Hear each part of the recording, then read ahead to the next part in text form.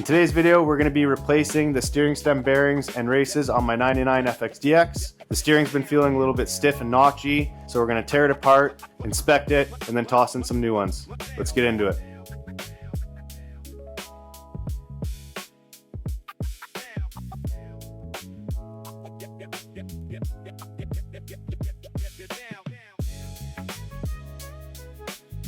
Now that we have the front end off the bike, we're going to go ahead and pull the triple trees off. If you have any questions about pulling the front end off the bike, you can refer to my last fork rebuild video. We're going to loosen the pinch bolt right here. Grab a 15/16 socket and go ahead and pull the main steering stem bolt off. When you're pulling this bolt off, make sure you're holding the bottom of the triple trees because it will fall out.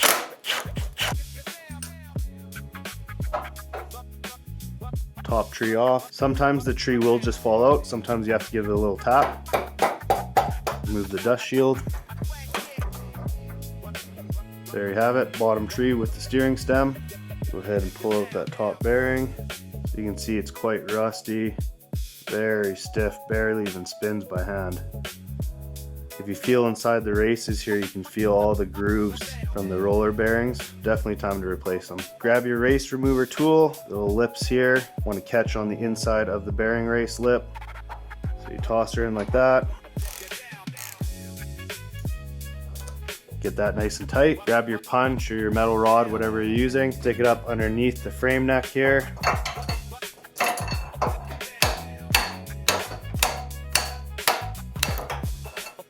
Now that we have it out, I'm going to kind of show you how it works.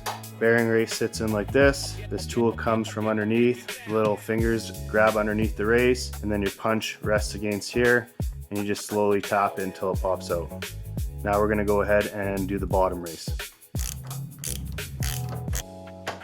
We have the race puller installed on the bottom race here. Only thing is, when you're doing this one, you want to be careful of the steering lock. Got her out. So as you can see here, all the pitting from the bearing rollers. So yeah, definitely good that we're replacing these. Before we put in the new races and bearings, we're going to go ahead and grab some brake clean and clean up all the surfaces. This is the tool that I'm going to be using to install both bearing races. I'll show you guys how it works here. Just going to put a little bit of grease here on the race surfaces just to help the races go in smooth so they don't catch anything. Here's the tool that we're going to be using. I'm going to quickly show you guys how to set it up. I'm going to use the old races as the new races are in the freezer right now. So you want to grab it with the wide open taper end. Obviously it fits on this tapered shim right here.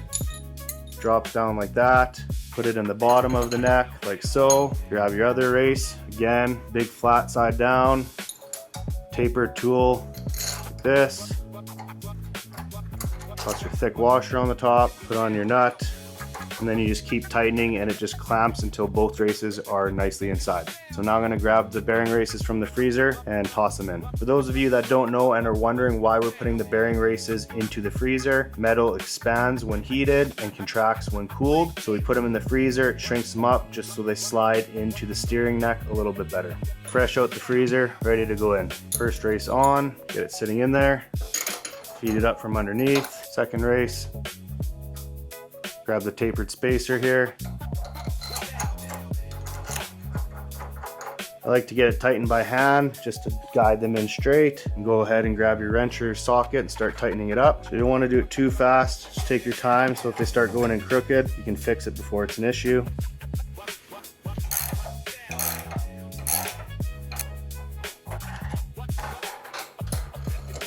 So every time I try using this tool, the bearing races seem to be going in a little bit crooked. So I'm just going to use this part of the tool right here, put it directly in the race, and instead of using this long rod to try to pull it in, I'm just going to grab a hammer and hit it evenly so we can get it to seat nice and straight.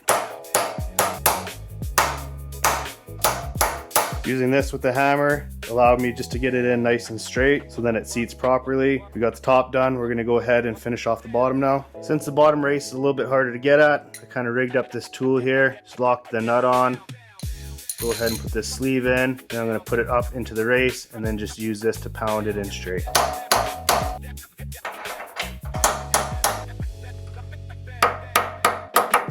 Another thing you can do, and the way I always used to do it, is I would use an old bearing race, toss it in so it's centered, and then just kind of go around and hit it. As you can tell, once the race is seated where it's supposed to be, makes a very solid sound, so it's a nice way to know that they are completely seated. So to be honest with you guys, I bought this tool because I wanted to show you the most efficient way to get those bearing races in, but after using it I will be returning it. I think just doing it the old school way I've been taught how to do it is just using the old bearing races, tapping it in straight, and then just slowly guiding it in side to side is the best way to do it. So if you guys want to try this tool, maybe you'll have better luck with it. Nonetheless, the bearing races are in, and we're going to go ahead and install the new bearings now. Before we move forward and install the new bearings, we have to pull the old bearing off. Back in the day, I used to grind this off and grind the inner bearing race here, and it was awful, and you would nick the stem, or you can pull this out and press the stem out. I'm not a big fan of that, so I did go ahead and buy this tool by Motion Pro. Here's the reference number, the part number if you need. What you got to do is you have to use wire snips or some kind of snips and break this cage off. It's quite simple.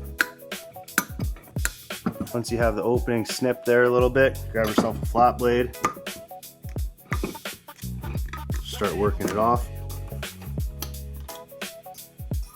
Get her off like that. Then you're left with the inner race on here. Like I said, back in the day it was a pain to get off, but with this tool, very easy. So as you can see, there's little Allen key set screws. So you just open it up. What those do is they grab onto this, you crank down on the bolt here, and it just pulls them up and removes the inner race. Put this thick piece of metal here, this little washer on top, so it protects the threads. Then we toss these set screws in, just finger tight at first, get everyone in a little bit. Then you just want to pull up on it a little bit until it grabs that top lip, and then tighten the set screws, spin it around and do it evenly. Not crazy tight, but just tight enough.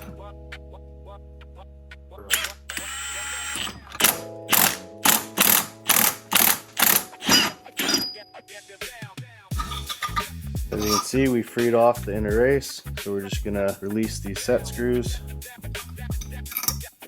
So it is a little bit tight around here. Just give her a little nice clean steering stem, no scarring, not having to press out the stem, and you can use your factory dust shield right here, which is nice. Side note, while we're on the topic of dust shields, a lot of times when you buy aftermarket steering stem bearings, the dust shields don't fit.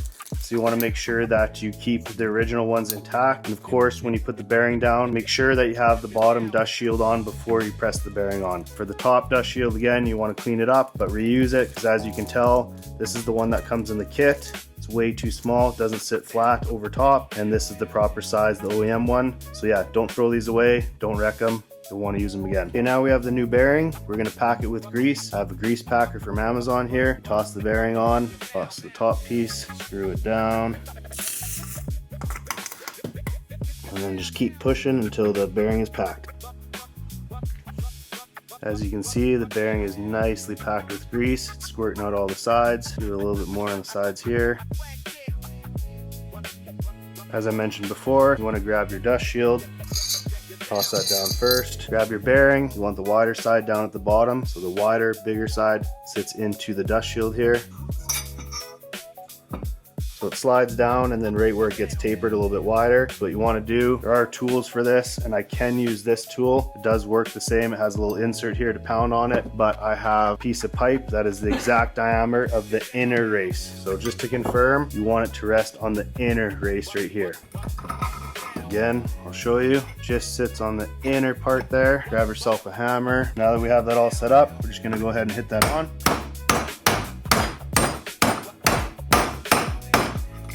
There we go, it's all installed, dust shield in, ready to get put back together. Okay, we're gonna grab the next bearing, pack it, and then toss it into the top of the steering neck. Grab your bearing, toss it into the packer.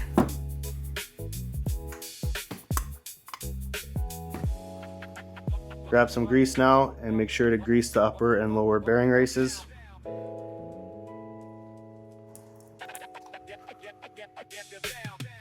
Grab the top bearing, all packed with grease. Lay it in like so. Grab the bottom tree, stem, fully greased bearing, dust shield on.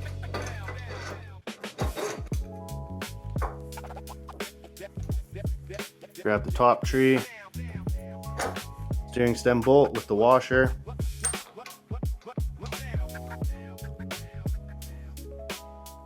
Now that we have everything all back together with the steering stem and bearings, we're going to go ahead and put the whole front end back onto the bike.